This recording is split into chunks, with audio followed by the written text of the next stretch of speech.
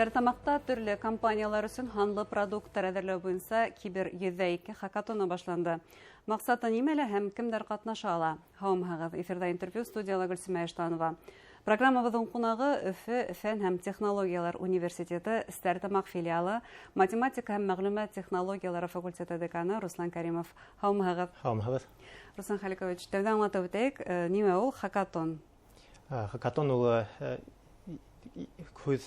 импортный хүз дип әйтергә була инде. Ул ярышы программистлар, дизайнерлар һәм цифрлы ханлы технологиялар яһау кешеләренең ярышы дип әйтергә була башкортса. Бер һүз әйткәндә ярыш. Ярыш инде. Һәм бу конкурста ярышта кемнәр катнаша ала? Бу конкурста ярышта студентлар, Башкортстан укучылары инде һәм колледж студентлары, вуздардан студентлары һәм башка программистлар, дизайнерлар катнашырга мөмкинлекләре бар. Кем кызыксына ханлы технологияларыннан? Кем кызыксына, кемдең яңа проекттар, яңа кушымталар эшләгәһе килә, компаниялар битендә үзләренең мәсьәләләрен куялар.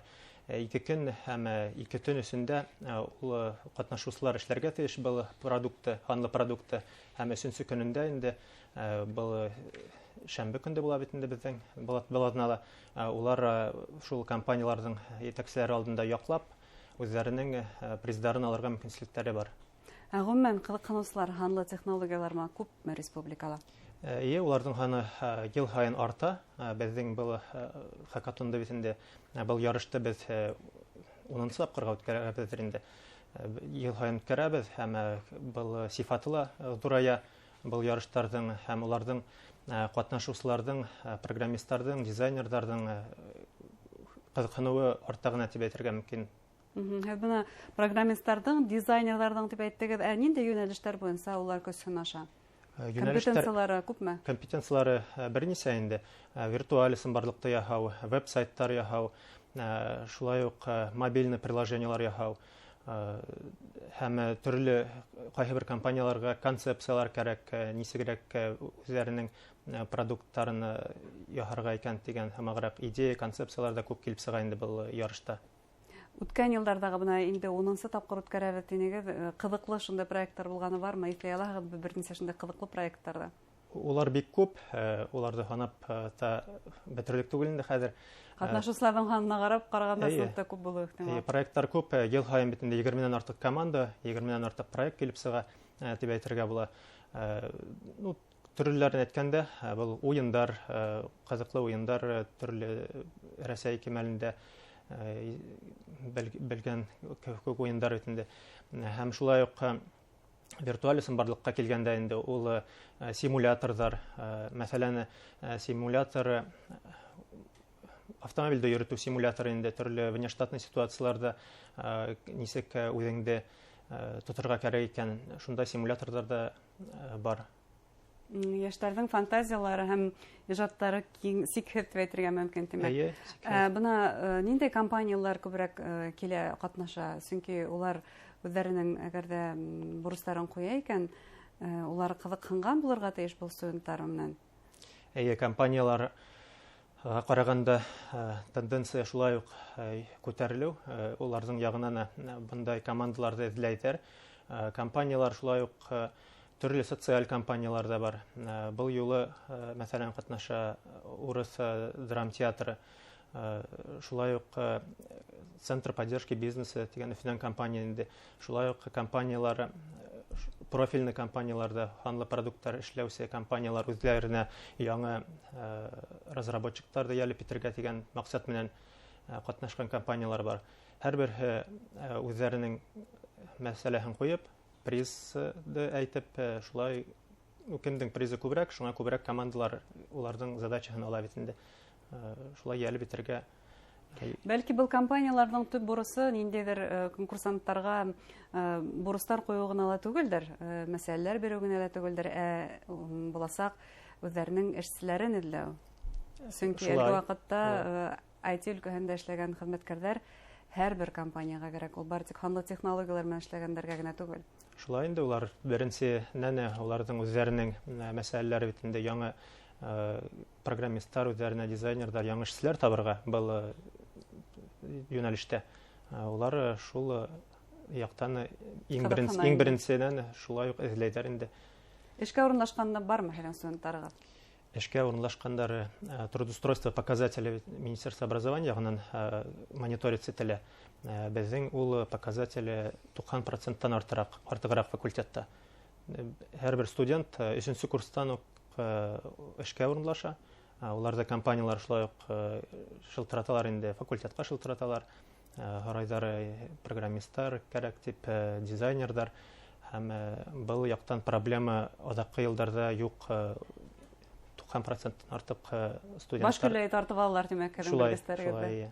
Гомумән, бына үзәктән ситтә, баш каладан ситтә, Мәскәүдән һәм Санкт-Петербург кебек үзәк калалардан ситтә, ул программистларны тәрбияләү, үстерү, ул нитектем бына еңел яки еңел булмаган мәсьәлә. Был мәсьәлә бик еңел дип әйтеп булмый инде, еңел түгел. Шуның өчендә шундай киберстудия һәм ярыштар эшләргә кирәк инде. Һәм материал базы булырга тиеш инде. Әлбәттә. Төсле компьютерлар, яңа программалар, уку программа теоретический материалдан гына торһа, ул кызык түгел бит инде. Һәм педагогик коллектив үзе дә алдынгы карашлы булырга тиеш. Педагогик коллектив алдынгы карашлы булырга тиеш. Кайһы бердә килеп сыгырга мөмкинлек шулай бар, кайһы бер бик талантлы студентлар, кайһы бердә үзләре укып, YouTube'тан, мәсәлән, карап төрле информацияны үтеп тә китә, кайһы бер яктан педагогик коллективтә. Педагогик коллективтың беренче мәсьәләһе инде ул күрһәтергә, студентларга юнәлеш күрһәтергә, кайда эзләргә, ничек дөрес итеп эшләргә була иште, уларның опыттары бар. Студентларның энергия, шулай дип әйтергә була. Бына ошо Кибер 102 конкурсында катнашкан үзегезнең студентларыгыз, укучыларыгыз азактан Россия кимәлендәге ниндидер конкурсларда катнашканы бармы? Уларның бундай мөмкинлеге бармы? Катнашалар, был безнең конкурс бездә генә түгел бит инде, ул бөтә Россия кимәлендә лә үткәрәләр, икенче вузларда. Безнең студентлар монда тәҗрибә алып, Мәскәүдә лә, Өфөдә лә, Санкт-Петербургта ла төрле зарубежда, Казахстан Республикасына барып кайталар инде. Катнашып шундай ярыштарда беренче урыннарда алгандары күп. Уңышлы сыгыштар яһайлар. Уңышлы. Бuna әйтегез әлеге вакытта күптәр 10-нчы, 11-нче класста, бәлки 9-нчы классларда үзләренең буласак профессияһын хайлай. Бuna һеҙҙең уку йортона нисек укырга инергә, нинди фәндәр буенча бердәм дәүләт имтиханын бирергә, гомумән нимә белән кызыксынырга? Безгә инер өчен математиканы бик яхшы белергә кирәк инде, математика профильный уровеньдә. Еге экзамен сдавать кирәк, русский язык, һәм өченче экзамены информатика булырга, может, физика булырга мөмкинлеге бар. Өч экзамендың суммаһы буенча яхшы балдар булһа, безнең виртуаль барлык направлениеһы, мәсәлән, ул бик 2-80 балдан башлана инде бюджет урыннарын алыр өчен. Шул экзамендарды бирергә кирәк инде. Бу конкурста, Кибер 102 конкурсында, унда мәктәп укучылары катнаша аламы? Улар өчен айрым ниндидер номинациялар бәлки булдырылгандыр? Айрым номинациялар юк инде, шул компаниялар куйган мәсьәләләрдә, улар да киләләр. Кайһы бер 8-нче класстан ук талантливый укучылар бар. Стартамак калаһыннан булган укучылар үзләре шулай изучать төрле материалды. Без уларды күзәтәбез. Безнең основной задача инде улар икенче вузларга китмәһен, безгә килһендер дигәнрәк шундай проектка уларны ялеп итеп, студентлар белән бергә кайһы бер үзләре бар, шундай тәҗрибәләр бар инде. Икенче үткән хакатында катнашып, кайһы бер укучылар бергә студентлар белән проект эшләй башлап, 10-нчы класста укыганда укучы 10-нчы, 11-нче класста уны эшләп, 1-нче курска безгә килеп продолжать дип шулай итеп, үзенең компанияһы бар. Хәзер студент 4-нче курста укый, быел укып бетереп, шәхси эшләр бар. Шәхси эшләр бар. Грант алып, унда грантның условияһы буенча компания асырга тиеш, шул компанияны асып, хәзер үзе ханлы продуктлар эшләп шундай. Мен яшьтәр өчен бөтен мөмкинлекләр бар, әгәр дә талантлы, теләге булһа. Шулай бит. Мөмкинлекләр күп.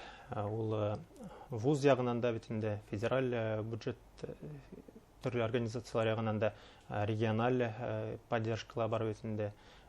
Бында тик укучылар ягынан, студенттар ягынан энергия кирәк инде һәм ынтылыш, дисциплина. Һәм әлбәттә, һез әйтмешләй, тәҗрибәле, юнәлеш бирә белүсе педагогка эләгү кирәк. Бундай акылдың, фикердең шулай бит. Бuna хәзер инде бүген икенче көне, иртәгә конкурстың еңүчеләре билдәләнә, улар үзләренең продукциясын тәкъдим итәсәк компанияларга. Еңүчеләрдә нимә көтәһең? Еңүчеләрдә беренче приздар көтә компаниялардан. Һәрбер компаниянең үзенең призы, кемдер акча менән бирә, кемдер компьютерный урок техника. Икенче яктан ул признание тигә мәгърәф итендә төрле байстыларны улар турында һөйләбез бит инде күп кенә. Уларның продуктлары турында төрле средства массовой информации дигән һәмәк үзләрен таныту мөмкинлекләре бар. Һәрберсенә үзенә кирәк максатына өлгәшә инде. Артабанғы тормыш юлын күзәткәнегез бармы студентларыгызның? Улар бына сынапта ошо Рәсәй ханлы технологиялар дөньяһында, Рәсәй айтишниклар арасында үз урынын таба аламы? Үз урынын таба. Әйттем бит инде 90-дан артыграк процент трудоустройства ул шулай ук профильный компанияларда, IT технологиялар менән эшләгән компанияларга урынлашалар. Кайһы берәүләр үзләренең эшләрен эшкуарлык менән шундай бизнес асып ибәреп, шул яктан төрле компаниялардан запростар алып акча эшләй инде. Улар мөмкинлекләр асыла яшьтәргә димәк. Мөмкинлекләр күп, задачалар тоже күп был яктан. Эшләүчеләр дефицит, кадровый дефицит дип әйтергә була. Шуның өчен был бик актуаль юнәлеш, информацион технологиялар, яһалма интеллект килеп сыгу була бит инде күп возможностьлар бирә компанияларга, разработчикларга. Шуның өчен был направлениенең әле развитиеһы алда. Зур рәхмәт, был юнәлештә һезгә лә үсеш һәм уңышлар теләйбез. Хөрмәтле тамашачылар, безнең студияла Өфе фән һәм технологиялар университеты Стәрлетамак филиалы математика һәм мәгълүмат технологиялары факультеты деканы Руслан Кәримов булды. Игътибарыгызга зур рәхмәт.